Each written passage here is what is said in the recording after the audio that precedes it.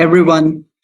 So it's my first interaction with you guys. So I would like to start with my introduction first. I am Pushkar Ranjan, bearing Vasan 1VE 20 CS 119 and student of 6th semester. So the subject for which I have created these slides is based on the renewable energy sources. The contents which we are going to see are the causes of energy scarcity, the solutions of energy scarcity, and the layers of sun. Moving ahead, the causes of energy scarcity. What are the factors are there which causes the energy scarcity? So some of them are, you can see on the screen, like overpopulation, poor infrastructure, energy waste, poor distribution, overconsumption, lack of storage, etc. So let's see some of them in details, how they used to cause the energy crisis. The first one which I would like to discuss with you guys is increasing population. As we all know that the population is gradually increasing day by day. So the population growth is directly proportional to the energy consumption. The next, Africa has the highest population growth rate, followed by the South Africa. This is the very remarkable point. The Africa is having the highest population growth rate, followed by the South Asia and the Europe. And the second point which we need to keep in our mind is the population growth is directly proportional to the energy consumption we are having day by day. The next factor which causes the scarcity scarcity of energy is uneven distribution of resources. That is, the uneven distribution of coal, oil, gas, and the nuclear energy resources. For example, the crude oil reserve in the Middle East. From the Middle East, there is uneven distribution of the coal, oil, and the gas in the neighboring states, which leads to the scarcity of energy. Next, uneven distribution of renewable sources, example, geothermal energy, tidal energy, etc. The people can generate the geothermal and tidal energy, but they cannot use them in the proper and sophisticated manner. Because of that, we are having the scarcity of energy. Here, we can see the pie chart distribution of renewable energy by sources. 6.1% has been distributed for the hydroelectric energy, 4.4% has been distributed for the wind energy, 1.6% of energy has been distributed for the biomass and the waste, 0.4 has been distributed for the solar and the geothermal energy, which is very less in number. Moving to next. The next topic which we are going to see is the layering of sun. Now, this is the sun. What are the layers present in the sun?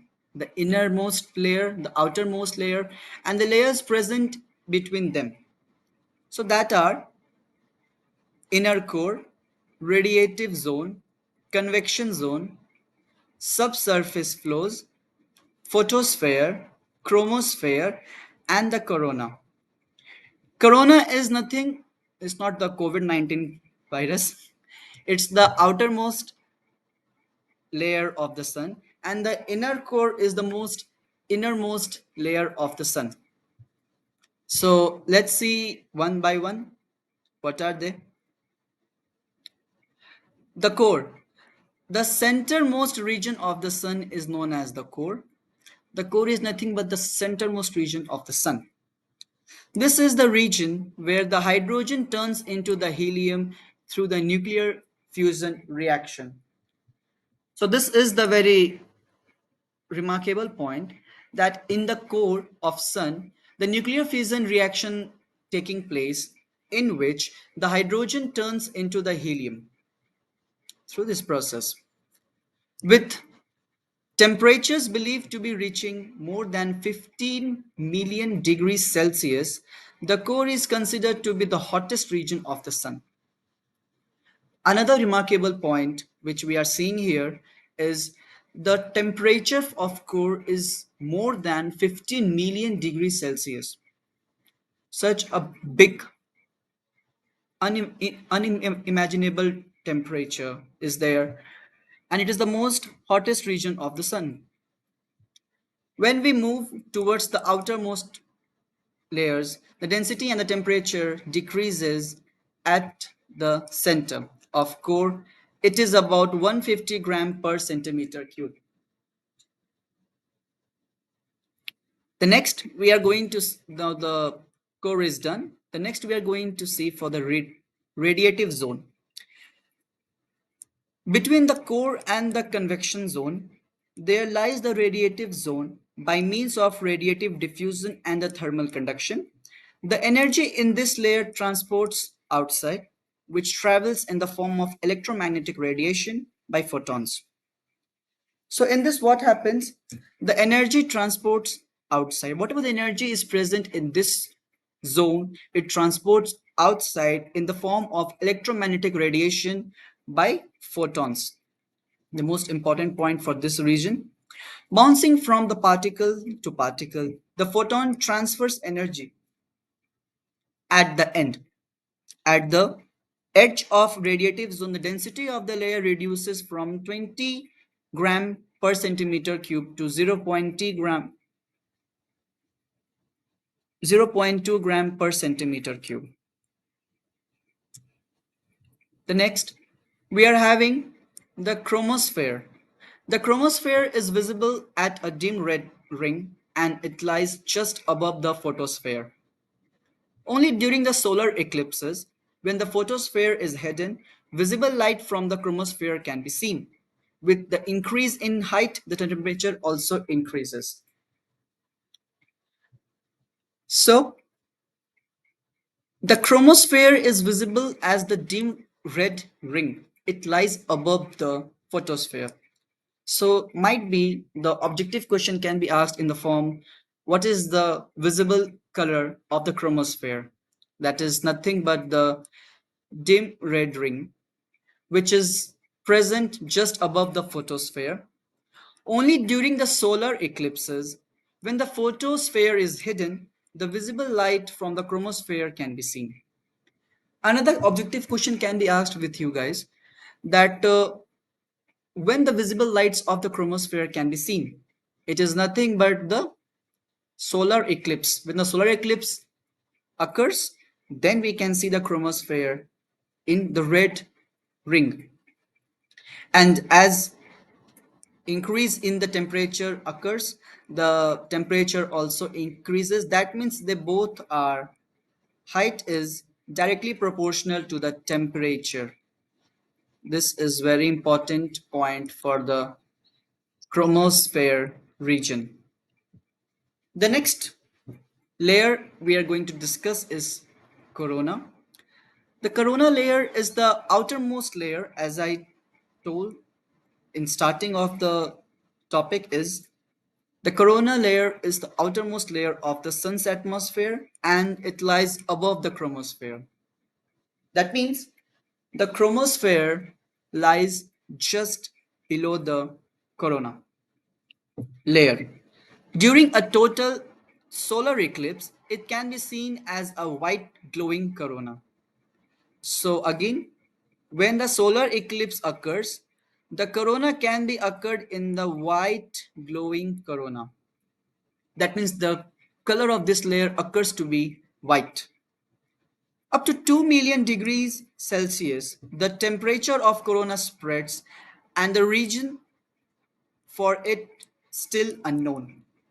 The temperature of corona spreads up to 2 million degrees Celsius. And for what it's there, still the reasons are unknown to the scientists or us, we can say. The coronal mass ejection, solar winds, and solar flares are the phenomenon related to corona. The next, we are having the layer convection zone. The outermost layer of the sun's interior is known as the convection zone. You don't need to get confused in convection zone and the corona. If suppose this is the sun, I'll change the color and I'll let you know. So this outer layer is nothing but corona. And this layer, which is the just outer layer inner surface, and this is known as the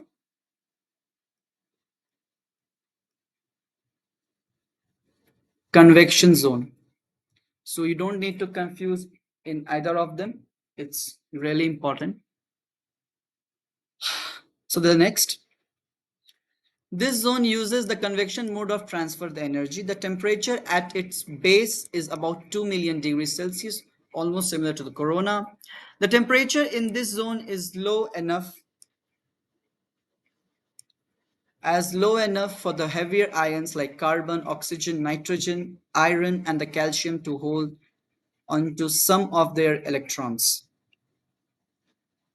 The last layer, what we are going to discuss, is photosphere.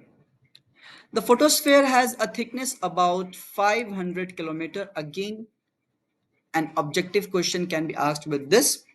What is the thickness of the photosphere layer? It is nothing but the 500 kilometers. And all the visible lights from the sun comes from this layer only. Whatever the visible lights are there of chromosphere, that is red, the corona, that is white, and the sunlight, that is yellow, whatever the colors are present in the sun, they are passing through photosphere layer. With temperature coming down to approximately 550 degrees Celsius, it is said to be the coolest part of the sun because an increase in height, the temperature drops. This means the height is inversely proportional to the temperature. As the height will increase, the temperature will drop, and as the height will decrease, the temperature will increase. This is the meaning of this point. The phenomenon of the sunspots happens in the photosphere. This is the common phenomena, sunspots. Generally, we can observe. So, I would like to conclude my PPT and my topic. Thank you, guys. Good day.